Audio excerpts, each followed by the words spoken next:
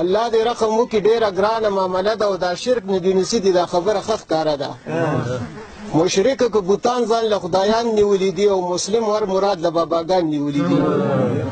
وی پلاني بابا له لاړ شه ننکۍ به دې جوړېږي د بل بابا له لاړ شه که غوږونه دې خوږېږي دا بل بابا له تبې دی چې ته به پېښه کېږي په لاس او خپو که باد وي د دې بل سره جوړېږي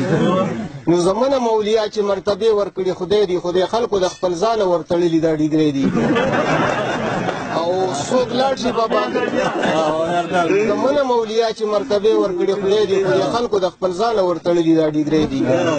څوک لاړ شي باباګانو له څاروي به ترې نه غواړي څوک وایي بېروزګار یم نوکري به ترې نه غواړي څوک وایي دولت را نغدې بیخي به ترې نه غواړي او څوک وایي کور مې نشته دی بچي به ترې نه غواړي نو یو کس دلبار کې داسې راسې رو رو ګوڼېدو چې غوږ مې ورته کېښود واده یې ترې غوښتو بل خوند دی یو کس دلبار کې ناست و داسې رو رو ګوڼېدو چې غوږ مې ورته کېښود واده یې ترې غوښتو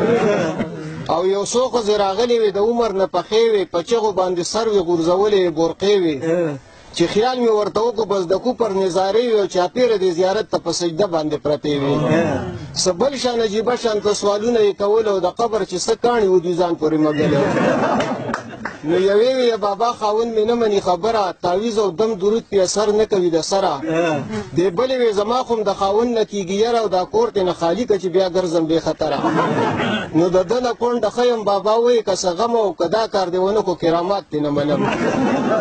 نو بیا بلې وې بابا چې جهنم دې راته کور و غلطي مې پکې نشته بې ګناه سوځم په اور د زوی دا زړه مې که د خپلې ښځې نه ته تور او یا مړه دغه بلا که چې شم خلاصه د انګورو نو ماوې خانه دا سوال دی د کوو قابل خو نه دی او یا ترورې دا بابا دی اجرتي قاتل خو نه دی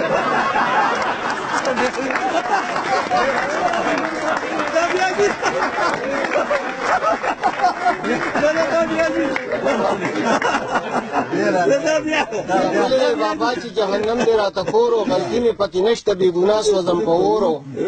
د زوی دا زړه مې که د خپلې ښځې نه ته تور او یا مړه دغه بلا که چې شم خلاصه د انګورو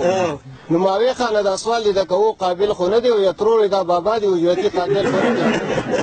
نو په ګوټ کې یو ملنګ ناست چې دغه منجورو د چرسو په چیټه باندې راښکته د ده سر و په مخه ټوخېدو که به د هېڅ نه دې خبر و راتلې به ورله ښځې مړ سم ډېر بختور و نو د مالګې یوه لویش کرۍ مخې ته پرته وه او دم کړې د ملنګ وه چې دا خلکو له خوړده وه او اخري بند دی چې دا ښځې چې انګاره بیا په لار مشغولېدلې یو بل سره یې خپلې مسلې بیانولې یوې وې